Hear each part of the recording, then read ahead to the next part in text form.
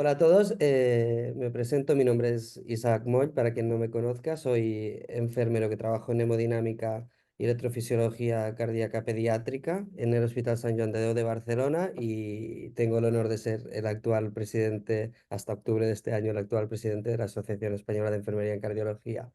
Me acompaña esta tarde para intentar comoderar o presentar esta sesión Concha Fernández. Concha es bueno, supongo que la conocéis todos. Ha sido presidenta de la EC, ha sido el último cargo directora web y actualmente cumple funciones de asesora general de la asociación y además publicó recientemente a finales de año un manual de cardiovascular para enfermeras que ha hecho ella íntegramente y que tenéis disponible en la página web de la asociación. Sin más, damos inicio a este webinar, esta sesión que ha organizado Conchi Cruzado, que también participará, para hablar de riesgo cardiovascular y que han titulado A vueltas con el riesgo cardiovascular. Doy paso a Concha, quien se encargará de ir presentando. Os recuerdo también que podéis ir dejando comentarios en el chat o preguntas e intentaremos dejar unos minutos finales de la sesión para responderlas. Muy bien. Hola, buenas tardes a todos. Encantada de estar aquí con vosotros. Y la verdad que lo que más me ha gustado de este webinar es el título. Eso de a vueltas con el riesgo cardiovascular, creo que es muy, muy apropiado porque todos sabemos la importancia que tiene la enfermedad cardiovascular, que es la principal causa de muerte tanto en España como en el resto del mundo. Sabemos que ocasiona muchísima carga, impacto en la salud y en la calidad de vida de los pacientes, les afecta a nivel funcional, les afecta a nivel psicológico, llevan tratamientos crónicos que pueden producir eventos adversos importantes y además ocasiona, como todos sabemos, un coste sanitario elevadísimo, y también una carga social, evidentemente. Llama la atención que sabiendo precisamente que se origina la enfermedad cardiovascular por determinados factores de riesgo cardiovascular o por factores modificadores, llama la atención que todavía no hayamos sido capaces de establecer unos objetivos control, de llegar, establecidos están, pero que todavía no seamos capaces de llegar en todos los pacientes al objetivo control de los factores de riesgo. Afortunadamente tenemos a Conchi Cruzado del Hospital Virgen de la Victoria, hoy va de vírgenes, de Málaga, que nos va a hablar un poco de la importancia que tiene la estratificación del riesgo cardiovascular de cara a plantear las intervenciones necesarias que hacemos las enfermeras para poder controlar primeramente los factores de riesgo, pero sobre todo evitar muchísimas de las enfermedades cardiovasculares o incluso en pacientes que ya la tienen establecida, minimizar las consecuencias. Cuando quieras, Conchi. Bueno, muchas gracias. Mientras pongo la presentación, voy dando las gracias por la presentación, ¿vale? Decir que, bueno, que este webinar lo hemos organizado el grupo de prevención cardiovascular de la AE y que también, bueno, pues están aquí y luego estará. Todas somos enfermeras de prevención, porque yo también antes de insuficiencia cardíaca trabajé allí. A ver que pueda poner esto aquí. Bueno. Pues nada, empezaremos hablando, como bien decís, sobre la estratificación del riesgo cardiovascular, ¿no? Vamos a hablar sobre qué entendemos por riesgo cardiovascular, cómo se estratifica el riesgo cardiovascular en la población, también sobre con qué frecuencia, quién y cómo habría que realizar cribado de los factores de riesgo cardiovasculares mayores, los que tienen mayor impacto sobre el riesgo cardiovascular, y unas pinceladas sobre las intervenciones que recomiendan las guías de práctica clínica para reducir el riesgo cardiovascular en la población. ¿Qué entendemos por riesgo cardiovascular? Pues la probabilidad de padecer o de morir a causa de una enfermedad cardiovascular. ¿En base a qué? Pues a los factores de riesgo cardiovasculares que tenga una persona, es decir, las características biológicas o aquellos hábitos de vida que van a hacer que esa persona tenga más probabilidades de tener una enfermedad cardiovascular.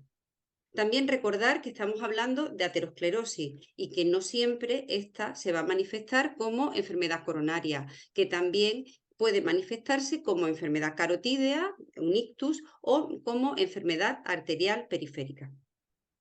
¿Y a quién debemos evaluar el riesgo cardiovascular? Bueno, pues las guías de prevención, las últimas que se publicaron, las de 2021, establecen objetivos para toda la población, ¿no? Y además ellos hacen una cosa que es diferente de las guías anteriores, porque ya no hablan de prevención primaria y secundaria, sino que diferencian tres grupos. El primer grupo sería las personas aparentemente sanas. Y nos dicen que en esta población lo que habría que calcular es el riesgo de enfermedad cardiovascular a 10 años, ¿no? En las mujeres habría que hacerlo a partir de los 50 años y en los hombres a partir de los 40 años. Y además repetirlo cada 5 años.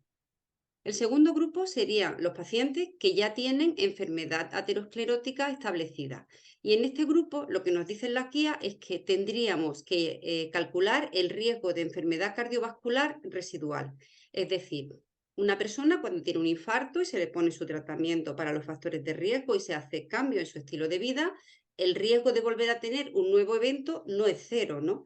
Ese riesgo residual, esa probabilidad de que aparezca un nuevo evento, se va a calcular mediante scores, ¿no? Los más utilizados serán el SMART o el Euroaspire. Y fundamentalmente lo que se basan es en un perfil lipídico más intenso, ¿no? Más profundo, más allá del colesterol LDL. Se van a analizar también las cifras que esa persona tiene de triglicéridos o de colesterol HDL. También, según el riesgo residual, habrá que optimizar el tratamiento. Por ejemplo, en el caso de la diabetes, pues los fármacos que se le pongan a ese paciente deben de ser los más cardioprotectores. Y también habrá que analizar el tratamiento antiagregante que se le pone a esa persona. Y el tercer grupo serían aquellas personas que tienen enfermedades que por sí mismas confieren un mayor riesgo de enfermedad cardiovascular. Estaríamos hablando de las personas que tienen diabetes, enfermedad renal crónica o hipercolesterolemia familiar. ¿Y cómo vamos a evaluar el riesgo en esa población sana? Pues lo que, como me sale abajo. Bueno, pues tenemos dos herramientas, ¿no? Tenemos para las personas que tienen entre 40 y 69 años, el SCORE-2, y para las personas mayores de 70 años tenemos el SCORE-2 OP. Y estas son tablas que además existen según los diferentes países, ¿no? Porque ellos consideran que no es lo mismo el riesgo cardiovascular para una persona que viva en Rusia que para una persona que viva aquí en Málaga, ¿no? Estas tablas no hay que aprenderlas, ¿no? Están disponibles en páginas como la que yo presento o también en aplicaciones que se pueden descargar en el móvil, ¿no? Y lo que hacen estas tablas son que teniendo en cuenta la edad de esa persona, si es hombre, mujer, si fuma, las cifras de presión arterial y el colesterol LDL, pues lo que va a dar es una puntuación. Y esa puntuación va a determinar si esa persona tiene un riesgo cardiovascular bajo o moderado, un riesgo cardiovascular alto o muy alto. Además de estos scores, hemos dicho que hay enfermedades que van a conferir un especial aumento del riesgo cardiovascular, como la diabetes. Bueno, pues si una persona es diabética, está bien controlada, se diagnosticó hace menos de 10 años y no tiene afectación de órganos diana ni otros factores de riesgo cardiovasculares, diremos que tiene un riesgo cardiovascular bajo o moderado, ¿no? Cuando ese diabético no tiene afectación de órganos diana ni enfermedad cardiovascular, pero está mal controlado o se diagnosticó hace más de 10 años, diremos que tiene un riesgo alto. También tendrá un riesgo alto las personas que tengan enfermedad renal crónica moderada, cifras de colesterol por encima de 310 miligramos de decilitro, una presión arterial por encima de 180-110 o aquellos que tengan hipercolesterolemia familiar, que era la tercera enfermedad que aumentaba el riesgo cardiovascular. Y finalmente tendrá un riesgo muy alto los diabéticos que tengan enfermedad cardiovascular o con lesión severa de órganos diana, los pacientes con enfermedad renal crónica grave o las personas que ya tengan enfermedad cardiovascular documentada, es decir, que ya hayan tenido un infarto o un ictus. Además de tener en cuenta la puntuación del SCORE y las comorbilidades, también hay que tener en cuenta lo que se llaman modificadores del riesgo para estimar el riesgo de enfermedad cardiovascular. Estos modificadores del riesgo son el bajo nivel socioeconómico y el estrés laboral, que van a aumentar el riesgo cardiovascular. También la fragilidad aumenta la morbimortalidad. Recordar que la fragilidad no siempre va acompañada de la edad, ¿no? No siempre los pacientes frágiles son pacientes ancianos, ¿no? También hay algunas etnias que tienen un mayor riesgo cardiovascular y, por supuesto, los antecedentes familiares de enfermedad cardiovascular prematura, no solo la hipercolesterolemia familiar, ¿no? Estos modificadores del riesgo, pues si se trata de una persona que tenga un riesgo muy alto, probablemente tengan poco impacto. Pero cuando tenemos una persona que tenga un riesgo cardiovascular moderado, sí habrá que tenerlos en cuenta a la hora de establecer los objetivos, porque pueden aumentar ese riesgo cardiovascular que ha salido, esa puntuación que ha salido en el score, ¿no? ¿Y qué papel tenemos las enfermeras en esto del riesgo cardiovascular? Bueno, pues recordar que las enfermedades cardiovasculares, como bien ha dicho Concha, son enfermedades crónicas y que las enfermedades crónicas son el gran desafío de los servicios de salud. Existen diferentes modelos de atención a pacientes crónicos, ¿no? Como la pirámide de Kaiser, que aquí se presenta. Y lo que nos viene a decir es que si queremos reducir la utilización de servicios y el gasto sanitario, lo que habría es que estratificar a la población, ¿no? Identificar las personas que tienen un mayor riesgo. Y aquí es donde entran las enfermeras, ¿no? Porque en esa población habría que implementar intervenciones de educación para la salud para modificar, ¿no? En personas de alto riesgo, pues yo creo que lo tenemos muy claro, pero también hay que trabajar en esa población, en el 70-80% de individuos que todavía no han tenido enfermedad, ¿no? Hay que identificar esos factores de riesgo para establecer intervenciones educativas en relación con el ejercicio, con la dieta, de promoción de la salud, ¿no? Y eso es lo que vamos a revisar un poco. El primer factor de riesgo mayor, de los que tienen mayor impacto sobre el riesgo cardiovascular, es el colesterol, ¿no? Y no hay evidencias para establecer un rango de edad ni una periodicidad para determinar el colesterol sérico en personas sanas, ¿no? Sí que parece razonable solicitarlo con una periodicidad mínima de 4 años a partir de los 18 años, ¿no? Cada vez que una persona mayor de 18 años se realiza una analítica, aunque sea por otro motivo, pues se puede determinar la cifra de colesterol total acompañado del colesterol HDL y del colesterol LDL.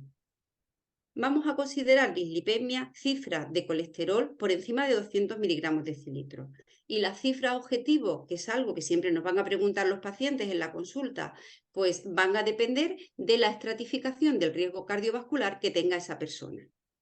Si se trata de lo que decíamos, población aparentemente sana, que tenga un riesgo cardiovascular alto, el objetivo sería conseguir un colesterol LDL por debajo de 70. Si en el score el objetivo sería un colesterol LDL por debajo de 55, con un nivel de recomendación 2A. Pero si esa persona ya ha tenido un evento cardiovascular, el objetivo con un nivel de recomendación 1 sería una cifra de colesterol LDL por debajo de 55 miligramos decilitro. Con respecto al colesterol HDL, pues cifras por encima de 50 miligramos decilitro muestran un efecto protector, mientras que cifras por debajo de 45 miligramos decilitro van a actuar como factor de riesgo. Pero cuidado, porque también se ha visto que cifras de colesterol HDL extremadamente altas van a indicar un aumento del riesgo cardiovascular. Con respecto a la hipertensión, pues ¿a quién tendríamos que realizar cribado de hipertensión arterial? A todas las personas mayores de 40 años o bien que tengan un riesgo cardiovascular alto. Con una periodicidad, pues si son personas con un riesgo cardiovascular alto, como puede ser un diabético que se diagnosticó hace más de 10 años, habría que realizar este cribado todos los años. Y en el resto de la población, o si las cifras son normales ya, pues cada 3-5 años, ¿no? ¿Cómo? Pues lo podemos hacer mediante el AMPA o el MAPA, mediante la automedición domiciliaria o mediante la monitorización ambulatoria. En la guía de 2021 podemos encontrar muchísima información sobre la hipertensión arterial, ¿no? Además, yo de verdad que invito a leerla, porque viene mucha información que podemos facilitar a los pacientes cuando le vamos a decir que hagan una automedición en casa. No basta con decirle que se tomen la tensión y que la apunten, hay que explicarle cómo hacerlo, pero también viene mucha información útil para los profesionales sanitarios cuando tomamos la presión arterial en la consulta.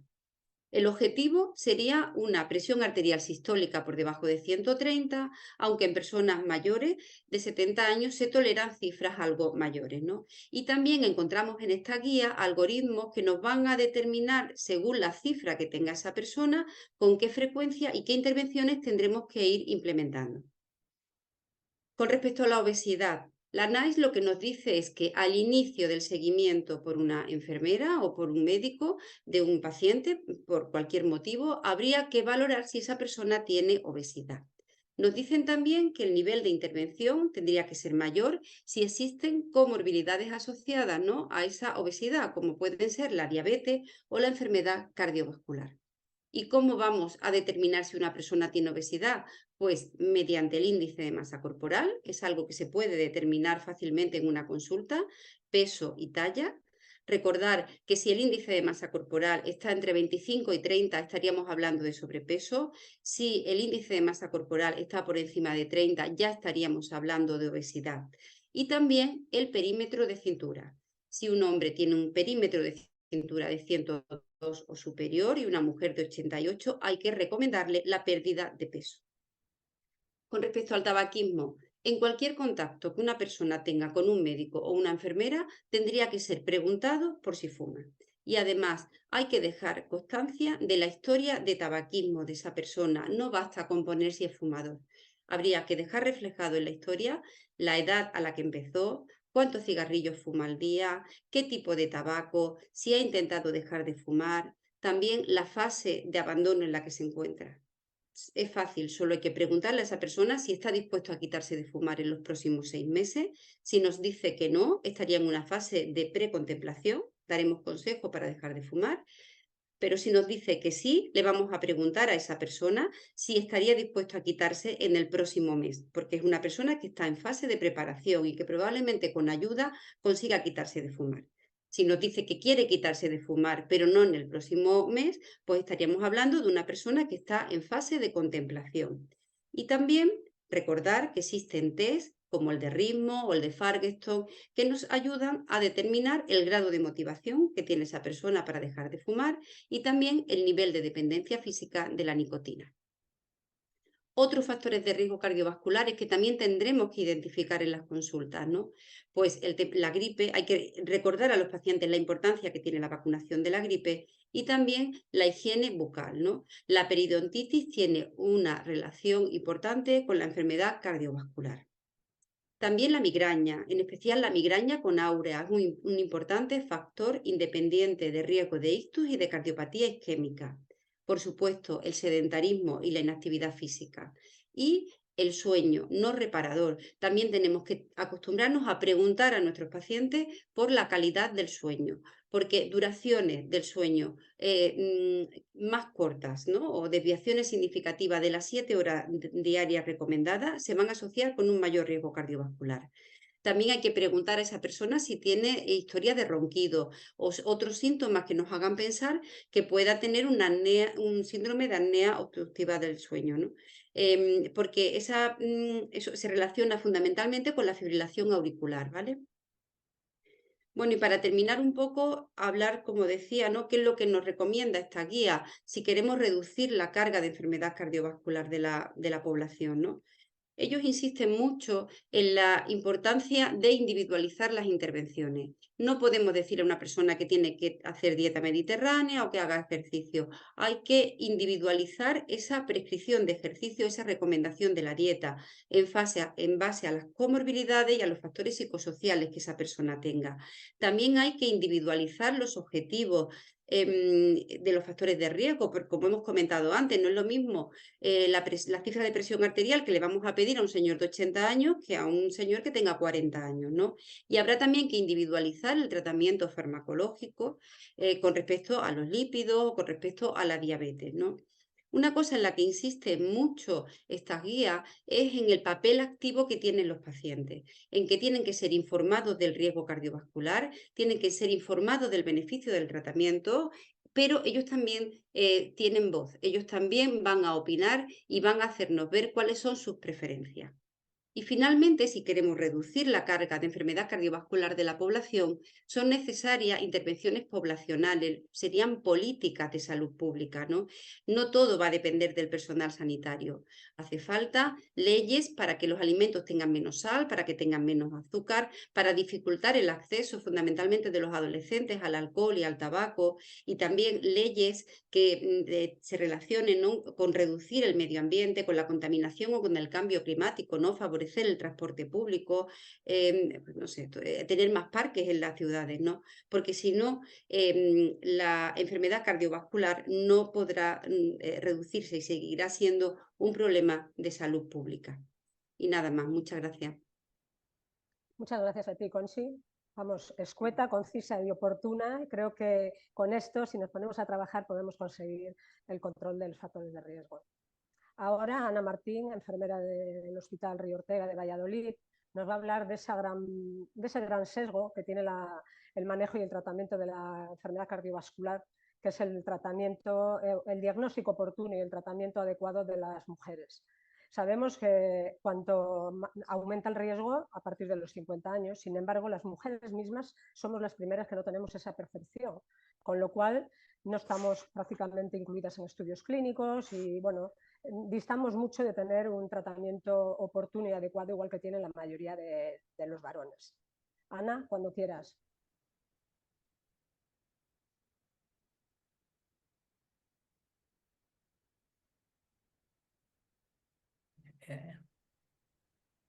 Un segundín.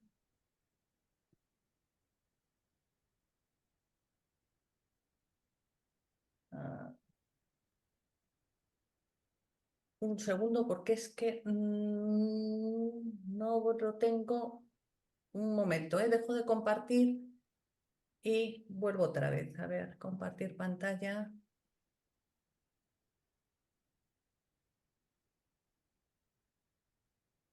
Vale. A ver, aquí.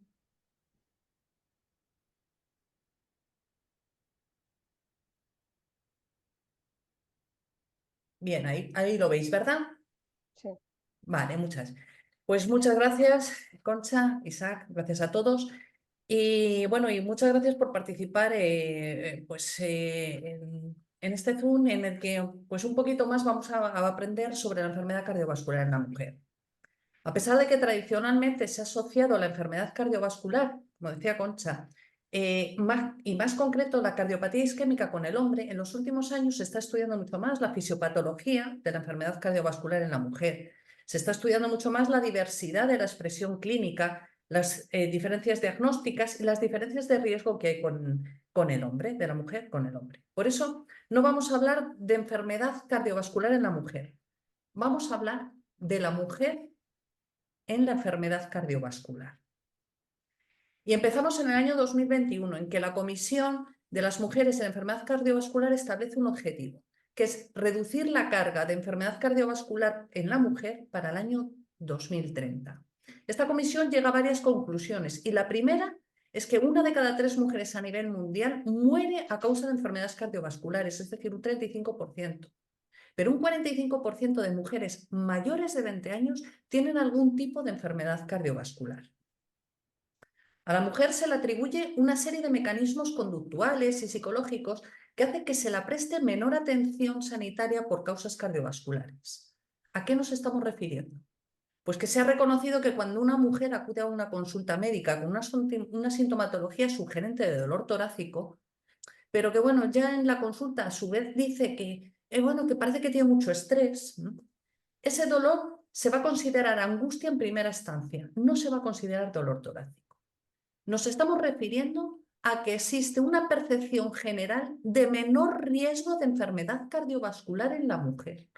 Esto es el talón de Aquiles que tiene la mujer en la enfermedad cardiovascular. Esto hace que la mujer se encuentre infrarreconocida, infradiagnosticada y, por lo tanto, infratratada. Y como decía Concha, todo esto es debido a una cosa, a la infrarrepresentación de la mujer en los estudios y, por ende, en las guías clínicas médicas. La participación de la mujer en los estudios se estima en torno al 35%, incluso inferior, Con lo cual, la corte de participación es mayoritariamente de hombres y por lo tanto los resultados que se obtienen se basan en datos de hombres, que luego se extrapolan, son extensibles a las mujeres, pero no han sido estudiadas igualitariamente. ¿Y cómo está el tema en España? Bueno, pues el Instituto Nacional de Estadística, el INE, nos cuenta en el año 21, que mueren más mujeres que hombres por enfermedad cardiovascular. Aproximadamente un 6% más de mujeres que hombres. Los hombres mueren más por tumores. Y no es casualidad que yo hoy presente esto de rojo, con unas letras rojas tremendas, ¿no? Porque nunca en una presentación pondría un rojo, porque indica llamar la atención, gritar al oyente. Y efectivamente quiero llamar la atención porque la AJA tiene una sección que se inició en el 2004 y que se llama Go Red for Women, que incentiva el reconocimiento, la mejora y la participación de la mujer en el estudio de la enfermedad cardiovascular. Y el próximo día 2 de febrero, lo tenemos el mismo, conmemora el Día de la Mujer en Enfermedad Cardiovascular. Y las primeras diferencias con el hombre se encuentran en los factores de riesgo clásicos. Y nos ha hablado Conchi de los factores de riesgo, la hipertensión, diabetes, sedentarismo, tabaco, pero en ellos la mujer, solo por el hecho de ser mujer, juega en desventaja. Y en concreto hay 4 factores: tabaco, diabetes, fibrilación auricular y bajo nivel social. Todos ellos influyen negativamente en la salud cardiovascular de la mujer con respecto al hombre. Y en concreto quiero hacer un especial hincapié en el tabaco. En el 2011 se publica un estudio sobre la importancia que tiene el tabaco como factor de riesgo independiente de la enfermedad coronaria en la mujer con respecto al hombre. En este estudio se llega a la conclusión de que el tabaco aumenta hasta un 25% el riesgo de cardiopatía en la mujer solo por ser mujer, sin atender otro factor de riesgo cardiovascular. Y repito, solo por ser mujer, el tabaco es un 25% más dañino cardiovascularmente hablando en la mujer que en el hombre. Esto nos indica que tiene que haber algo intrínseco en la mujer que no tiene el hombre y que nos hace enfermar más. Y efectivamente lo hay. Hay algo distinto, que son los factores asociados a la evolución hormonal y sus consecuencias. Todos los cambios en la evolución hormonal, desde la menarquia hasta la menopausia, influyen negativa o positivamente en la salud cardiovascular. La evolución de los estrógenos dentro de la vida de la mujer configuran un potencial de riesgo en la enfermedad cardiovascular. Este sería un gráfico sobre la evolución hormonal de una mujer. Hay un punto de corte en torno a los 50 años, que es la menopausia. Finaliza la función ovárica y caen los estrógenos. Todo lo que hay por delante es premenopausia, desde la menarquia hasta la transición a la menopausia. Se considera menopausia precoz cuando la menopausia ocurre entre los 40 y los 45 años. Y fallo ovárico prematuro cuando el fallo de la función ovárica y la caída de los estrógenos se produce antes de los 40 años. Y sí, cuanto más prematuro sea el final de la función ovárica, más riesgo cardiovascular tiene la mujer. Se establece que cada año que se adelanta la menopausia confiere un 3% más de riesgo cardiovascular a la mujer. Y hablemos de los estrógenos. Los estrógenos son los responsables del desarrollo sexual durante la pubertad de la mujer. Una vez que los ovarios empiezan a funcionar, empiezan a secretar estrógenos y aparecen los caracteres sexuales femeninos. Maduración de los órganos reproductivos, desarrollo del pecho, aparición de vellos, sobre todo en zona púbica, cambios en el timbre de la voz, aparición del ciclo menstrual.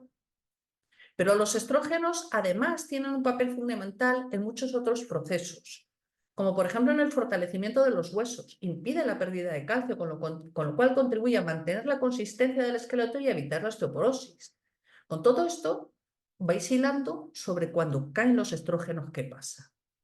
También ayudan a mejorar el aspecto de la piel, intervienen en la formación del colágeno, en la regeneración de la dermis, en fortalecer las uñas, fortalecer el cabello, evitan la caída del cabello. Actúan sobre el metabolismo de las grasas activando la producción de colesterol HDL y refuerzan, por lo tanto, el funcionamiento del sistema cardiovascular y actúan sobre el comportamiento emocional, porque los estrógenos estimulan el desarrollo de la síntesis de neurotransmisores. Por esta razón, niveles muy bajos de estrógenos pueden provocar cambios de humor, de insomnio o irritabilidad. Además, los estrógenos también participan en el control de otros procesos, como son del proceso inflamatorio o de la respuesta inmunológica. Con lo cual, en toda esta variabilidad de los estrógenos, se van a producir una serie de factores inherentes a la mujer, que aquí los tenemos, y que aumentan su riesgo cardiovascular. Vamos a ver poco a poco, uno a uno. Primero, la menarquia. La edad temprana de aparición de la primera menstruación, antes de los 12 años, se asocia a mayor riesgo cardiovascular y a mayor riesgo de mortalidad general en la mujer. Y está relacionado, o así lo creen, con la mayor adiposidad que produce la menarquia temprana. Por otro lado, tenemos los anticonceptivos. Yo creo que esto es un tema que también todo el mundo hemos conocido y además hemos visto alguna paciente que ha ingresado con tromboembolismo pulmonar y tomaba anticonceptivos, pacientes jóvenes. Desde 1980 se establece que el uso de anticonceptivos orales produce un aumento significativo del riesgo tanto de padecer un infarto como enfermedad tromboembólica y que además este riesgo se multiplica con el tabaco. Con lo cual los anticonceptivos orales tienen efectos sobre la tensión, sobre los lípidos y sobre los factores de coagulación. Y depende también de la fórmula del preparado que la mujer tome. En líneas generales, se debe evitar anticonceptivos orales combinados en mujeres con antecedentes de tromboembolismo y está contraindicado en mujeres mayores de 35 que fumen y contraindicados en mujeres con dislipemia grave u obesidad. Luego, tenemos también los resultados adversos del embarazo, es decir, todas aquellas adversidades y todos aquellos problemas que surgen durante el embarazo y que van a conferir en el futuro un mayor riesgo cardiovascular a la mujer.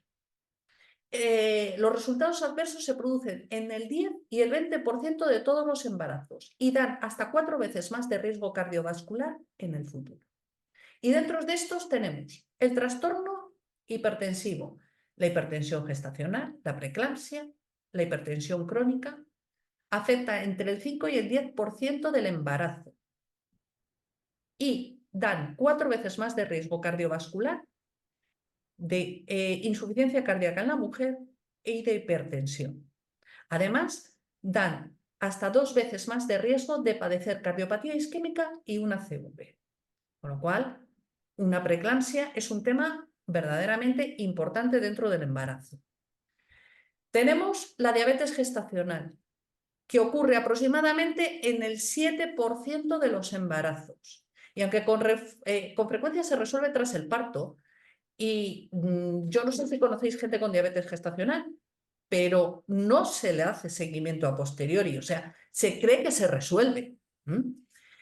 Bueno, aunque normalmente esto se resuelve tras el parto, se estima que entre el 20 y el 60% de esas mujeres con diabetes gestacional desarrollarán una diabetes tipo 2 a los 10 años.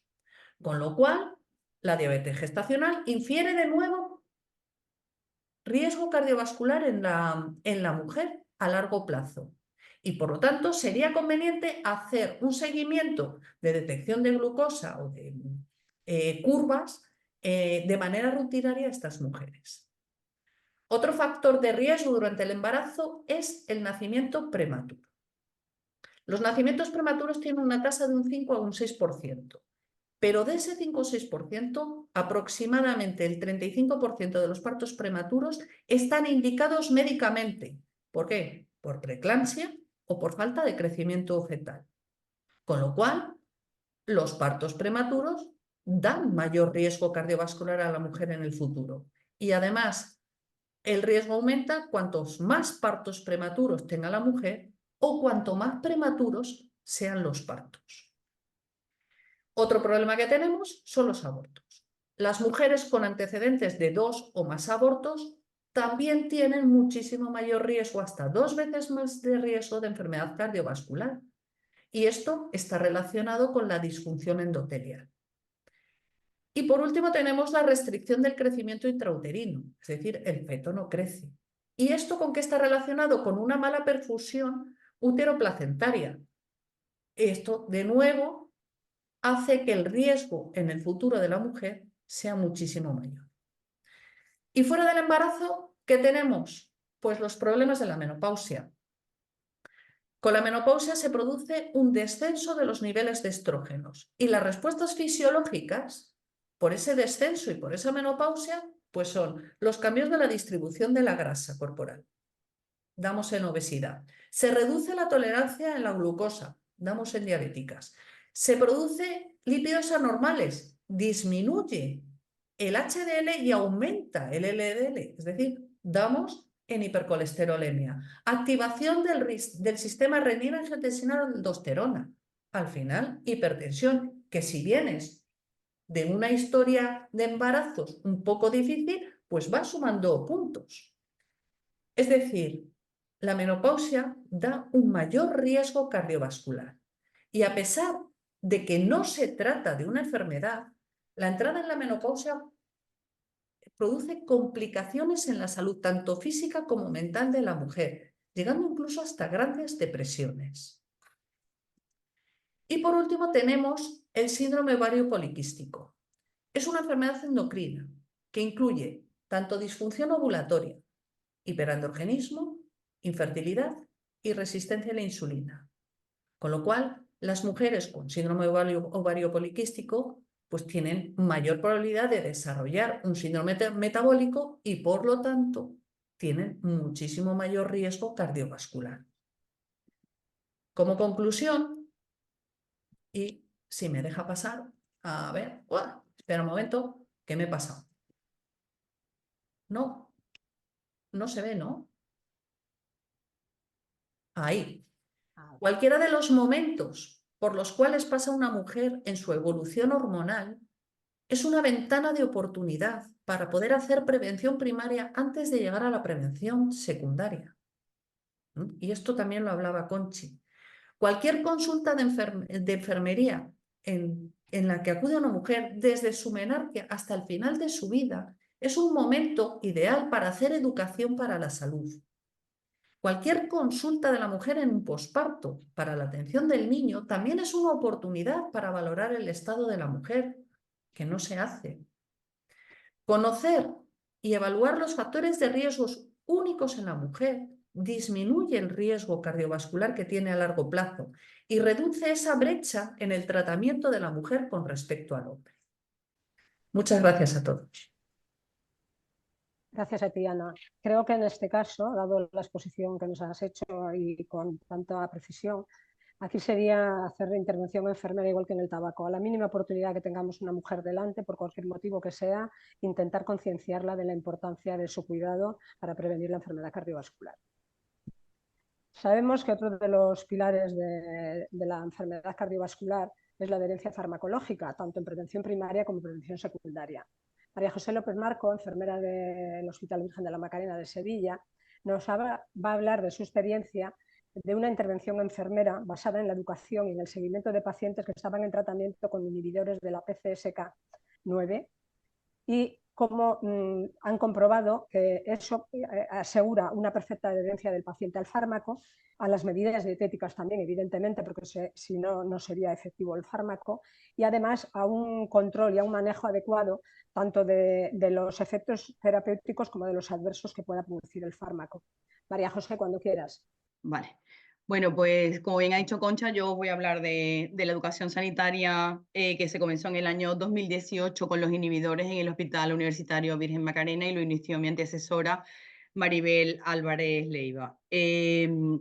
Bueno, los inhibidores de la PCSK9 son fármacos indicados en el tratamiento de la hipercolesterolemia no controlada adecuadamente con estatinas o intolerancia a las mismas, ¿no? Su introducción en la práctica clínica habitual fue muy difícil, quiero decir.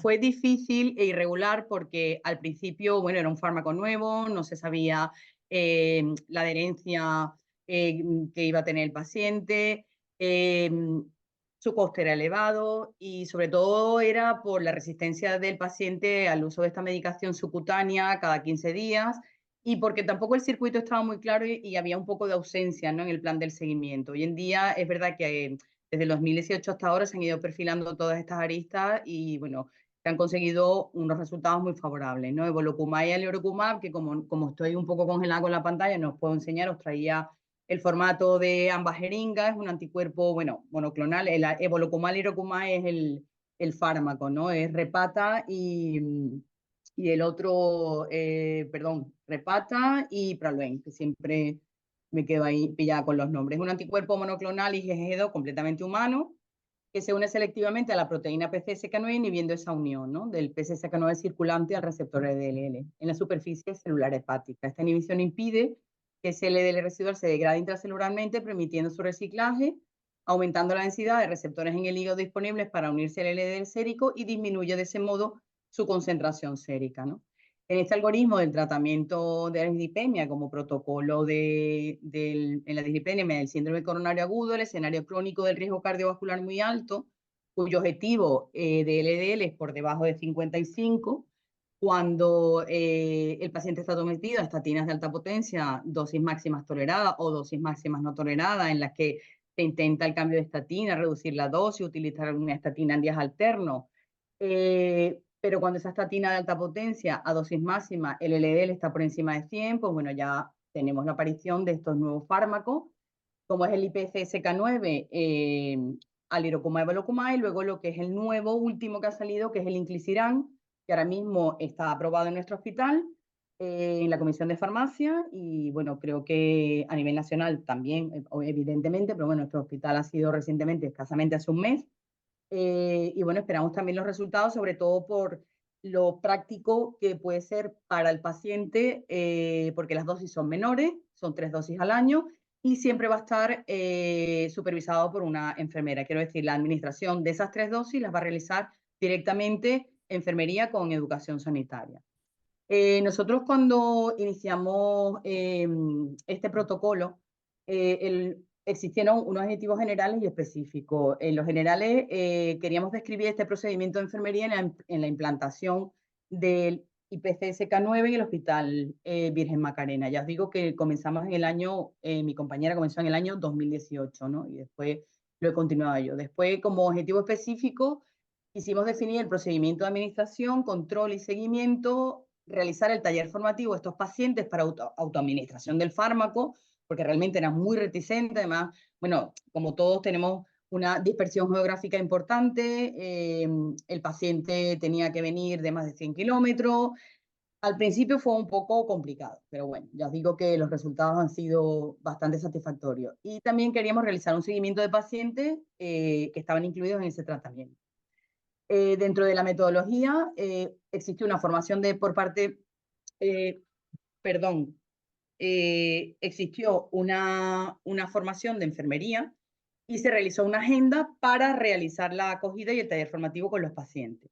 Esta formación de enfermería se realizó con respecto a la administración del fármaco, los efectos adversos, indicaciones, los parámetros analíticos que se tenían que solicitar y, por supuesto, la inclusión de los pacientes. Se obtuvo una recesión de documentación de apoyo para el personal y los pacientes, con jeringas de práctica, consejos, consentimientos informados.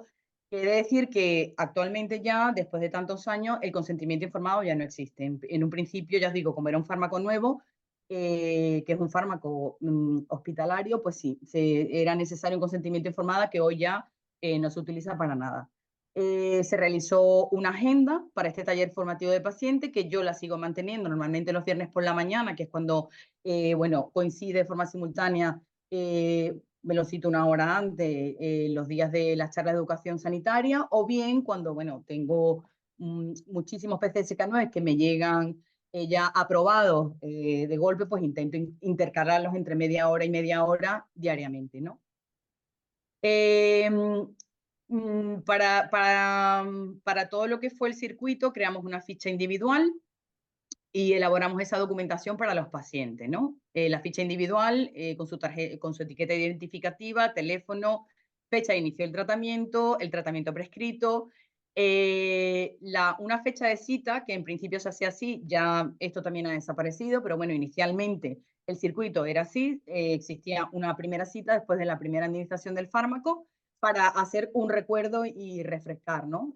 Para el paciente. Pero bueno, hoy en día es verdad que hay muchos pacientes que tienen otro tipo de medicación que también es subcutáneo, siempre vienen con un acompañante, un hijo, un nieto o un cuidador, y entonces, bueno, realmente esa segunda cita la hacemos prácticamente por teléfono. Tienen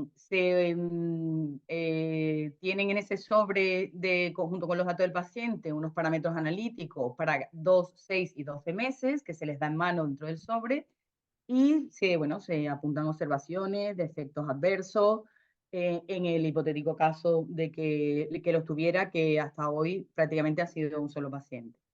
Para los pacientes, bueno, se les mostraba el consentimiento informado, la hoja informativa con los teléfonos nuestros de la unidad, que hoy en día pues también ha cambiado porque tenemos un teléfono corporativo donde ellos se comunican vía WhatsApp o nos llaman, los trípticos informativos del tratamiento y el formulario. El procedimiento en general sigue siendo el circuito, sigue siendo el siguiente, ¿no? Nuestros cardiólogos de referencia, tanto de cardiólogo de zona que pertenezcan al ambulatorio, como los hospitalarios, bien en planta, bien de la unidad coronaria, bien la propia cardióloga de mi unidad, de la unidad de rehabilitación cardíaca, o los cardiólogos de la unidad de dolor torácico, que son las ergometrías de urgencia, ven la analítica del paciente y lo incluyen, y los que consideren que precisan este tratamiento. Entonces, estos cardiólogos aportan un formulario de prescripción del fármaco, 2 últimas analíticas y el informe médico. Toda esta documentación se envía por correo interno al jefe de la unidad de gestión clínica. Una vez recepcionada a través del administrativo, el jefe de la unidad evalúa si el paciente cumple con todos estos criterios de inclusión, y si es candidato y lo considera, aunque hay muchas veces que, bueno, por los niveles que están a lo mejor al límite, bueno, se le intenta al paciente con otro tipo de estatinas combinadas, y si al mes se le hace la analítica y esto no ha evolucionado como se esperaba, pues bueno, se firma el formulario y se da el visto bueno. Toda esta documentación se baja por correo interno a la unidad nuestra de rehabilitación cardíaca, y pasa directamente a mí para realizar el control y seguimiento de los pacientes, ¿no? Una vez que se cumplimenta esa ficha individual, se prepara toda la documentación, bueno, el paciente nosotros lo llama la administrativa, es verdad que llevamos un circuito entre las dos bastante operativo. Ella se encarga de la cita de farmacia, previamente hemos llamado a ese paciente para decirle si, bueno, si le viene bien tal día acudir al hospital porque su medicación ha sido aprobada, y cuando vienen al hospital pues se le realiza ese taller formativo una vez que han pasado por farmacia y recogen toda la medicación durante un mes aproximadamente. Se les administra esa dosis inicial y, bueno, como os digo, anteriormente se daba una nueva cita para esa autoadministración del fármaco y refrescarles un poco, pero hoy en día prácticamente por teléfono se soluciona todo con las llamadas y con los WhatsApp, ¿no? Se resuelven dudas, información de posibles efectos adversos, aunque también he de decir que con mi farmacéutico referente sí hemos quedado que ni ellos dan educación sanitaria porque no es de su competencia, ni yo hablo mucho de los efectos del fármaco, salvo, bueno, más que de los efectos de la composición y todo, que creo que es lo que les corresponde a ellos, ¿no? Porque, bueno, hay muchas veces que es verdad que a lo mejor no ha estado el farmacéutico referente que tenía que estar, y ha habido un poco de confusión si la administración era cada 15 días o diaria. Entonces, bueno, lo que es la educación sanitaria es verdad que se respeta y lo realiza enfermería, ¿no? Ellos vía telefónica, como os digo, nos cuentan cómo ha ido el tratamiento los primeros 2 meses. Se les recuerda que no solo es la administración de la medicación, eso se les recuerda tanto en la cita de la primera dosis y por vía telefónica, ¿no? Se le dice que esto no es la medicación milagrosa, que ellos tienen que seguir cuidando y realizando sus hábitos saludables y controlar todos los factores de riesgo, ¿no? Se evalúa esa autoadministración y se les pregunta si han tenido algún tipo de dificultad, y se les vuelve a reincidir en que tienen que acudir a los 2 meses, a los 6 meses y al año, bien al hospital, a la zona de extracciones o bien a su ambulatorio de zona para realizar esas analíticas. Como os he dicho, al aportar esas 3 analíticas, el seguimiento, si ellos tienen alguna duda, se hace vía telefónica, y desde el año 2018 hasta el 2024, hasta lo que ha sido el mes de enero, se han incluido 98 pacientes. Solo ha habido un tipo de reacción adversa, yo pongo duda porque realmente la duda no es que le haya hecho algún tipo de reacción el medicamento, sino que creo que el paciente volvió, o sea, se administró 2 veces en la misma zona la medicación, y lo que tuvo fue pues una reacción como una dermatitis, ¿no? Y se le recordó, bueno, que siguiera toda la norma de las agujas del reloj para administrarse el medicamento cada 5 días. Ha habido 5 pacientes que han abandonado, pero el abandono ha sido un poco por, bueno, yo creo que una falta de comunicación. Es decir, son pacientes que han sido ya dados de alta del cardiólogo de zona, son pacientes que han pasado a primaria. Esto es una medicación hospitalaria. Cuando ellos van a su cardiólogo, a su médico de primaria, su médico ve la última analítica que han aportado. Esa analítica está en unos valores mucho más bajos, pero a lo mejor no llegan a los valores que deseamos, a los valores óptimos. Entonces, el propio médico le dice que puede abandonar ese tratamiento porque desconoce, que es una cosa que yo insisto muchísimo la primera vez que cito al paciente, que esto es un tratamiento de por vida. Entonces, hemos tenido alguna falta de comunicación o de conocimiento que yo creo que también poco a poco hemos ido ordenando, ¿no? De alguna forma. Y es lo primero que se le dice al paciente. Esta medicación tiene que quedarle clara, además con una hoja completa donde va el teléfono, los datos, cuando nos pueden llamar, los horarios. Se le dice lo primero, en el primer párrafo, esta medicación ha sido aprobada, pero que esta medicación es de por vida, ¿no? Para que no haya ninguna duda.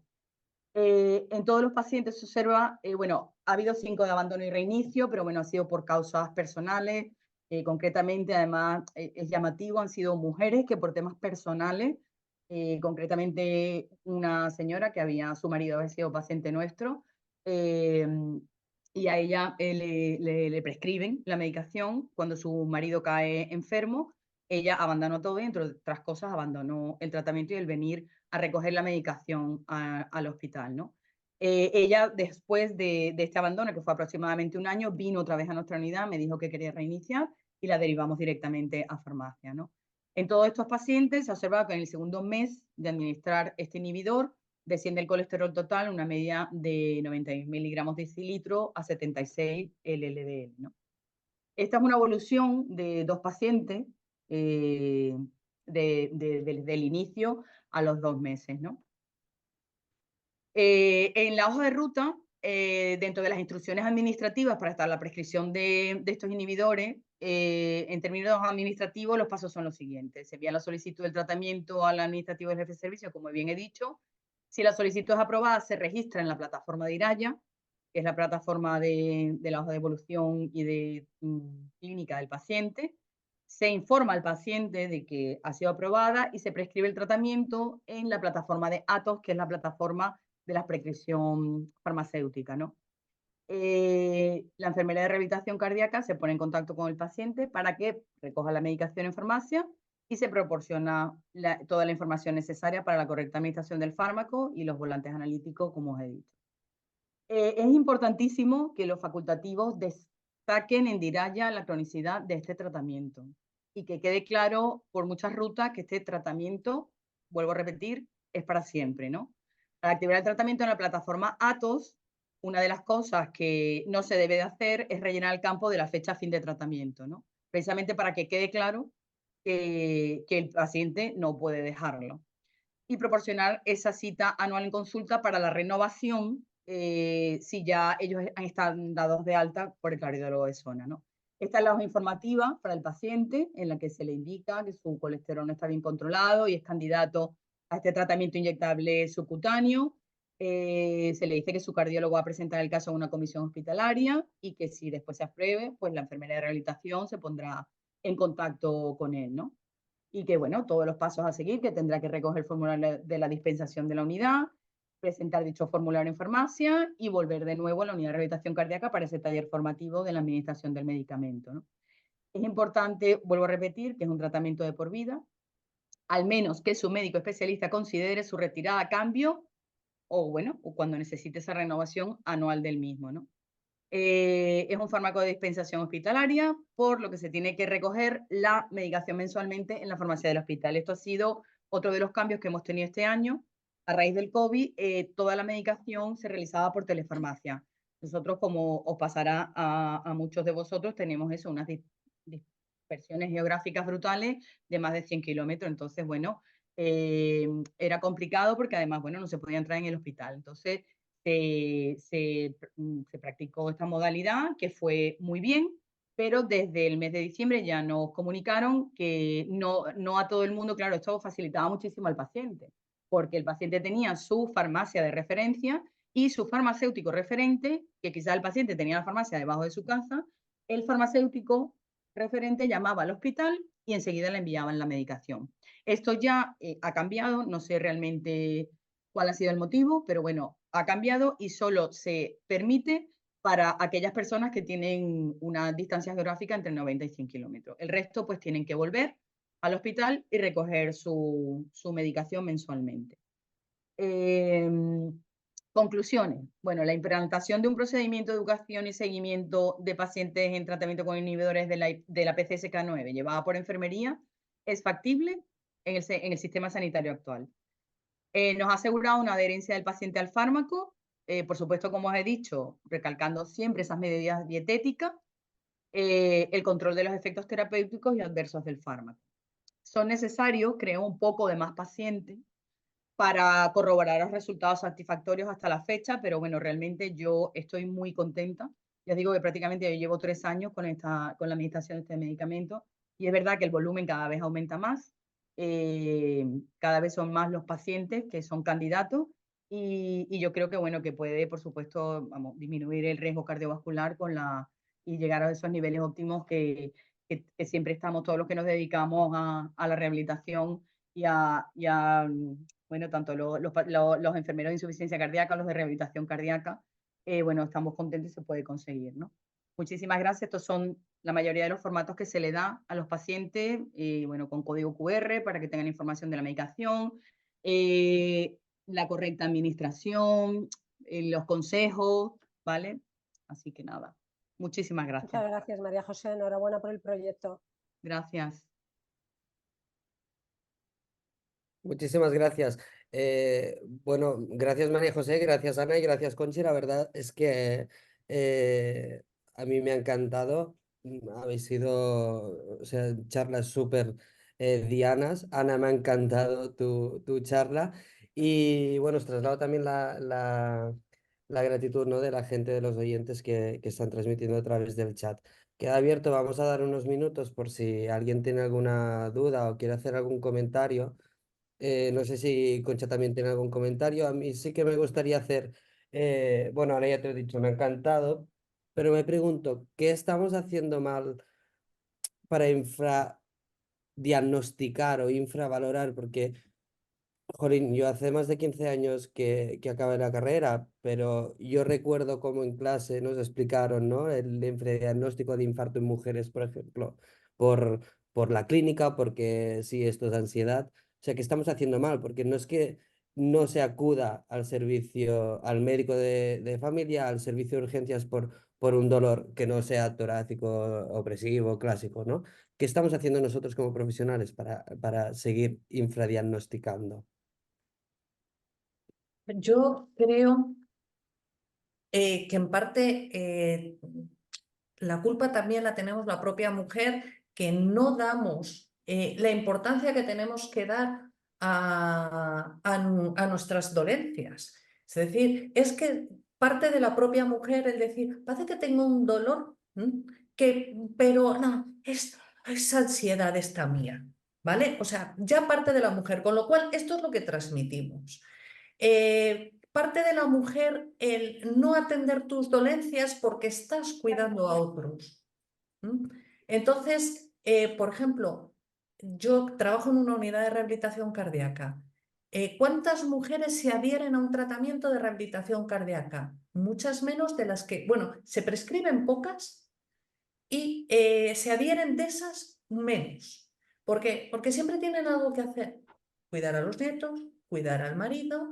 Es decir, otras no pueden venir a la unidad de rehabilitación cardíaca a cuidarse ellas. Yo hay veces que cuando dicen, no, es que mira, yo tengo que recoger a los nietos, me tengo que quedar con ellos por la tarde, no sé qué, yo la primera pregunta que les hago es, ¿y saben tus hijos que vas a renunciar a un tratamiento médico? Un tratamiento médico que tiene la misma importancia que tomarse la aspirina, ¿vale? ¿Y saben tus hijos que vas a renunciar a un tratamiento médico por cuidar a los nietos o prefieren contratar a alguien y que luego, ¿vale? Entonces, el problema es ya parte de nosotros, con lo cual el resto que ven, bueno, pues que muchas veces son problemas que nosotras sobreinflamos. Entonces, pues ya está. Luego es verdad que la sintomatología es distinta. No es lo mismo un dolor torácico en un hombre que en una mujer. En una mujer es más en la espalda, entre las escápulas, cuello, mandíbula, ¿vale? Con lo cual, cuando a una mujer se la va a hacer caso con ese dolor torácico, ya va a ser más tarde siempre que un hombre. Entonces, a lo mejor esa coronariografía de rescate, esa CTP de rescate, va a venir ya tarde, mucho más tarde que a un hombre. Con lo cual hay infratratamientos, infradiagnósticos, es decir, llegamos tarde a todo. Pero es cambiarnos la mentalidad y cambiar la mentalidad que cuando una mujer entra por la puerta, hay que preguntarla por todo, por su vida en general y por su estado de salud general, no solo los nervios, ¿no? Es que a eso me refería, justamente. Es decir, sabemos, ¿no?, que el dolor no es un dolor típico, bueno, que es un dolor más evolutivo, que si epigastralgia, que si el dolor de espalda, escapular, etcétera. Y esto hace que evolucionen peor o que se infradiagnostiquen. Pero la mujer que llega con un dolor, aunque no sea típico, si es un paciente que tiene factores de riesgo cardiovascular, es que quizá aquí también fallamos, ¿no? Y enlazando con la charla de Conchi, quizá Sí. fallamos en la estratificación del riesgo cardiovascular, porque o sea, es vital, es importantísimo lo que hacemos de educación sanitaria, ¿no? En los diferentes estadios, pero Conchi, ¿tú crees que las enfermeras deberíamos estratificar el riesgo cardiovascular como otra Yo- escala de valoración que se pasa en otras unidades? Como Claro, tenemos muy yo creo, estipulado que hacemos la escala de las úlceras, ¿no? Cuando tenemos un paciente ingresado. ujú. Yo Yo creo creo que que sí, tenemos, pero yo, fíjate, en este punto creo que es mucho, el primer escollo es la propia formación de las enfermeras. Tenemos que estar más concienciadas de los síntomas y de cómo aparece la enfermedad en la mujer. Tenemos un ejemplo claro, y no se le da valor ninguno, de que la depresión es un factor de riesgo cardiovascular que va en aumento, y además se añade que el estrés psicosocial o el agudo penaliza más a las mujeres. ¿Por qué? Porque están más expuestas a la adversidad que los hombres, y de eso somos conscientes por la cultura, por la organización, por la sociedad. Entonces, todo eso tampoco le damos nosotros como profesionales el valor que debemos, y muchas veces no escuchamos a una paciente que nos viene con ese tipo de sintomatología. No necesariamente tiene que ser un dolor torácico típico de una angina. Es mi punto de vista, ¿eh? Es más, preguntémonos sobre, Conchi, tú trabajas en insuficiencia cardíaca. Dentro de la insuficiencia cardíaca, ¿cuántas mujeres y peor pronóstico? Es más, bueno, mueren más sobre todo el mujeres. diagnóstico, efectivamente, date cuenta si es un dolor torácico, imagínate una señora que va y que cuenta que unos síntomas que son parecidos a los de la ansiedad, que se ahoga cuando va a hacer la compra, que tiene que parar, efectivamente está infradiagnosticada, se retrasa mucho el diagnóstico en el caso de la mujer. En parte por lo que tú dices, y luego otra parte yo creo que es que realmente el hecho de estar infrarrepresentada en las guías de práctica clínica, eso yo creo que influye mucho, ¿vale? Porque se habla tanto del hombre que, claro, cuando entra alguien enseguida lo piensa, lo otro no se piensa tanto. Y luego lo que preguntaba Isaac, yo creo que las enfermeras a veces no nos creemos el valor que tenemos, ¿no? Como educadoras en salud. No sé si tanto pasar escalas, que se podrían pasar, ¿no? Porque ya digo que no son. Pero lo que yo pretendía con esta comunicación es sí que plantearnos, si yo tengo un paciente que es diabético, preguntarle cómo tiene la tensión arterial. una vez al año, una vez al año. Y sobre todo si viene un paciente y voy a hacer una ergometría y ese paciente tiene una tensión arterial alta, no dar por hecho que esa persona es que está nervioso ese día porque se va a hacer una prueba, sino decirle, mire, tómese la tensión de esta manera, haga un diario, pida cita con su médico de familia, esto es importante. Darle importancia a esos factores de riesgo, porque es verdad que sí tenemos un papel importante en la detección precoz, ¿no? O si vemos un paciente que es obeso, ¿no? Pues mire, es que hay que perder esa grasa de la barriga, porque eso dentro de unos años usted se va a volver diabético. Ese papel de educadora, incluso como decía, en esa base de la pirámide, tenemos que creérnoslo. Porque a veces lo tenemos muy claro cuando estamos en una unidad de rehabilitación cardíaca, porque claro, se supone que nos pagan por educar, ¿no? O la presentación de María José, que va de eso, de educadoras cuando ya hay un diagnóstico. Pero yo creo que antes, y no solamente las enfermeras de primaria, porque a veces cuando se habla de la detección precoz pensamos en primaria, ¿no? Yo he estado en todas las partes de la cardiología y un señor que viene a hacer una ergometría porque quiere descartar una patología cardíaca y que ve que tiene un desacondicionamiento porque es un sedentario que no da 2 pasos del sillón de su casa, hay que darle un consejo, ¿no? O preguntarle, ¿sabe usted el nombre de sus pastillas? No, pero ¿cómo usted con 40 años no conoce las pastillas? Eso, se puede hacer educación para la salud en cualquier momento, ¿no? Me vais a perdonar un momento, los moderadores, los presentadores, las ponentes, ya saben que tengo un momento personal un poco conflictivo y me tengo que desconectar. Encantada de haber estado con vosotras y a pesar de que lo sabemos, es magnífico volver a recordarlo y sobre todo con exposiciones tan buenas. Un abrazo a todos. Gracias, Muchas gracias, Concha. Concha. Un abrazo. Gracias.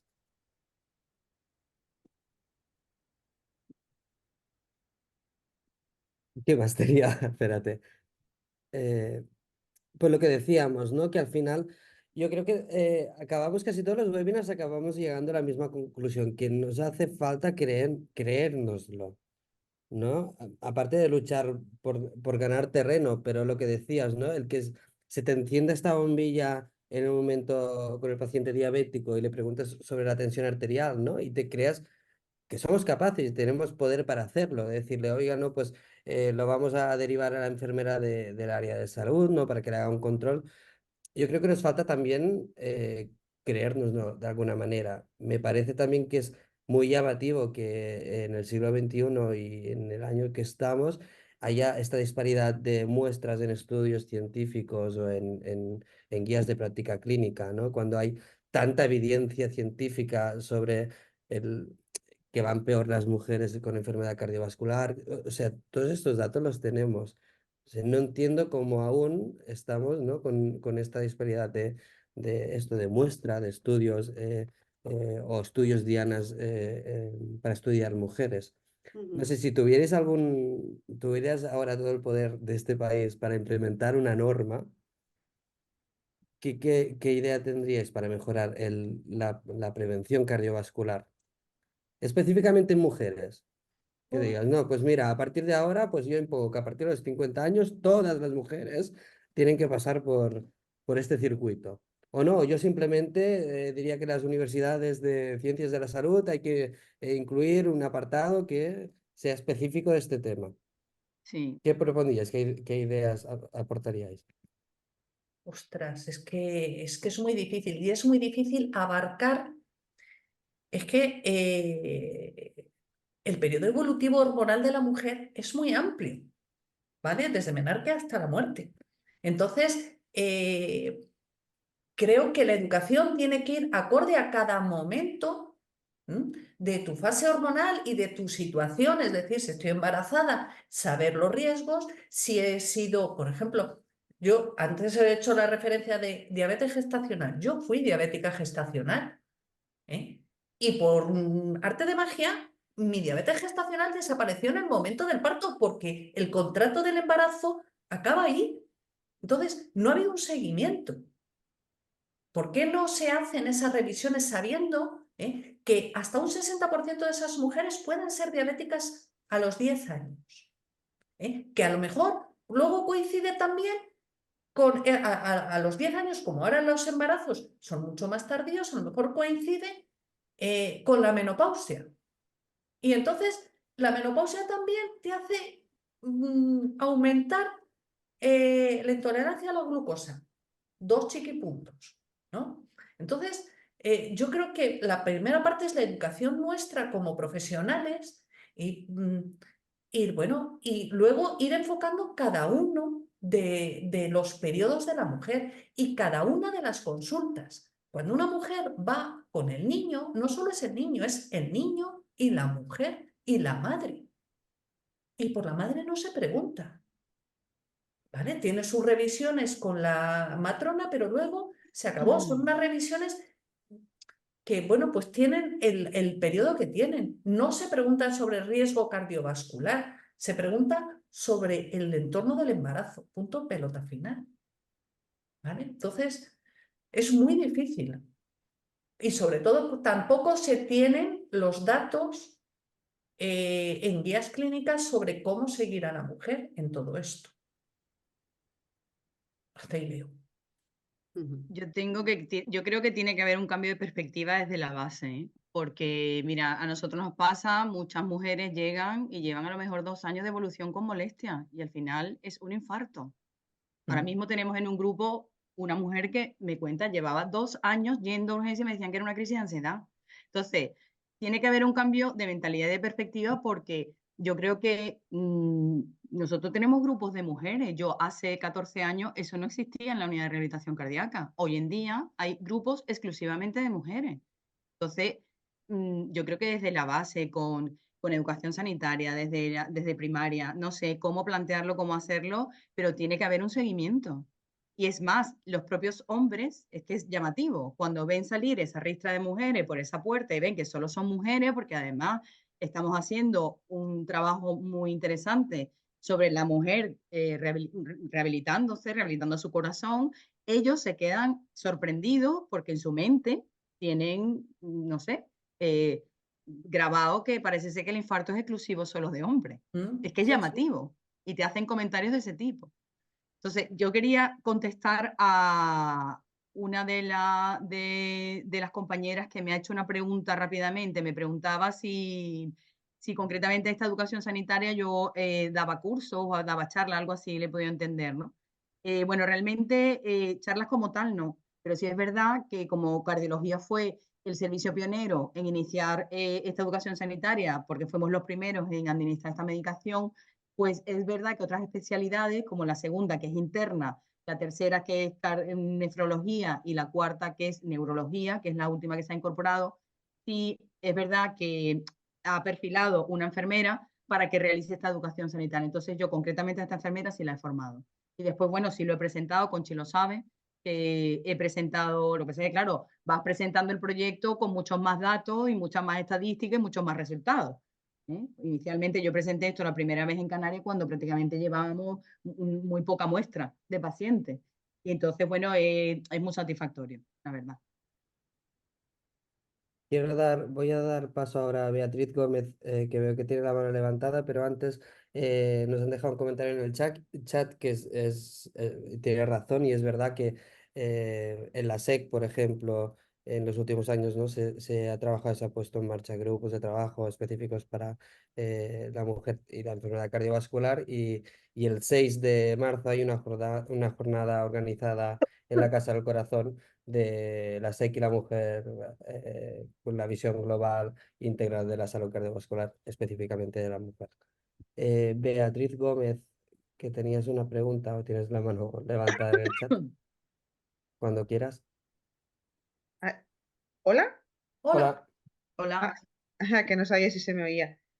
Pues, a ver, yo es que quería comentar, porque esto estoy escuchando y digo, creo que puede ser muy interesante también para aportar, que es que conocer también distintos recursos sociales, ¿no? de la zona en la que la mujer vive, puede fomentar que las personas, bueno, captar los recursos sociales alrededor de la mujer para que ayude a la prevención cardiovascular. Lo que estáis diciendo de que la mujer parece que como es cuidadora no se hace caso, ¿no? A sí misma, bueno, será ansiedad o será, en fin, y va dejándose pasar, ¿no? Pues que yo, por ejemplo, bueno, ahora estoy en cardiología, llevo ya 3 años de titular, ¿no? Pero es verdad que realmente te das cuenta que hacen más caso por ejemplo, en asociaciones de mujeres, en la Axarquía, ¿no? Que trabajan muchas las mujeres en distintas asociaciones, la Asociación Mismamente contra el Cáncer aquí en la Axarquía, en las asociaciones de mujeres, como digo, en los distintos pueblos. Es que hacen tantas actividades para las mujeres, que son las mujeres además las que más se implican en ese tipo de asociaciones, que se podía hacer un trabajo de educación tan bonito a través de ellas, que me parece relevante, porque, por ejemplo, aquí hay una asociación en la Axarquía en concreto, yo trabajo en el Hospital Regional de Málaga, pero también colaboro con asociaciones fuera, ¿no? En el distrito de Axarquía, y es que hay un proyecto muy bonito para trabajar desde primaria y desde rehabilitación cardíaca del Hospital Regional, mandando y derivando pacientes, hombres y mujeres, para prescripción de ejercicio físico.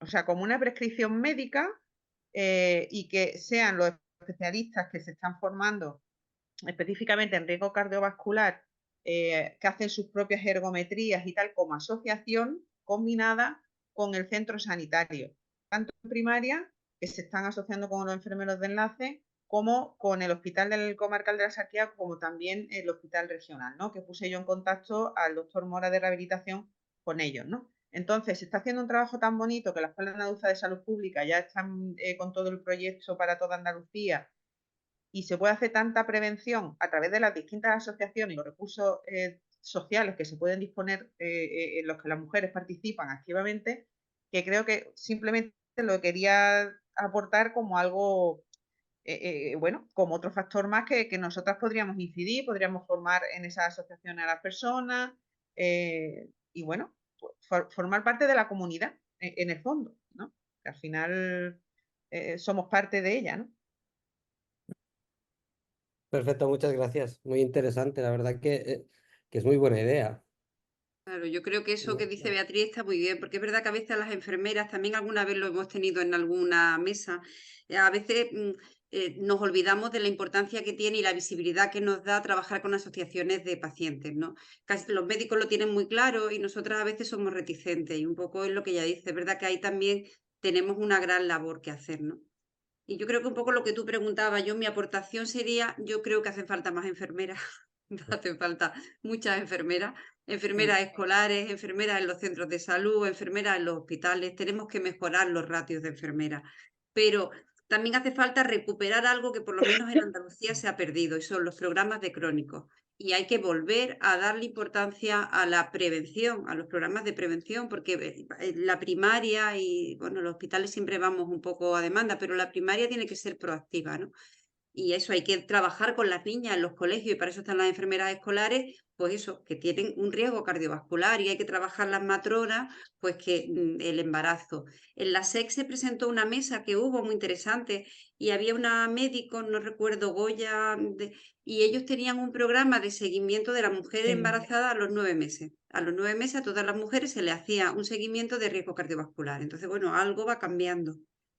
De hecho, en esa charla hablaba del seguimiento del cuarto trimestre. El 4 meses, está muy bonito. Que Sí. estaba muy bien, o sea, pues por lo menos un seguimiento cardiovascular después del parto. Es que, Claro, ahí se acaba todo. Yo es que siempre digo que era como romper un contrato, o sea, hasta aquí llegó. Ujú. Y, y bueno, pues hay más y hay más donde seguir. Y cuando una preeclampsia te ha tenido atada a una cama, porque muchas veces están atadas a una cama o han tenido que forzar un parto prematuro por una preeclampsia, no se puede quedar en, ya tienes la tensión bien, te la controlas de vez en cuando en la farmacia o en tu médico de atención primaria, ¿no? Esa señora tiene un riesgo futuro y habrá que tenerla hilada más de cerca, ¿no?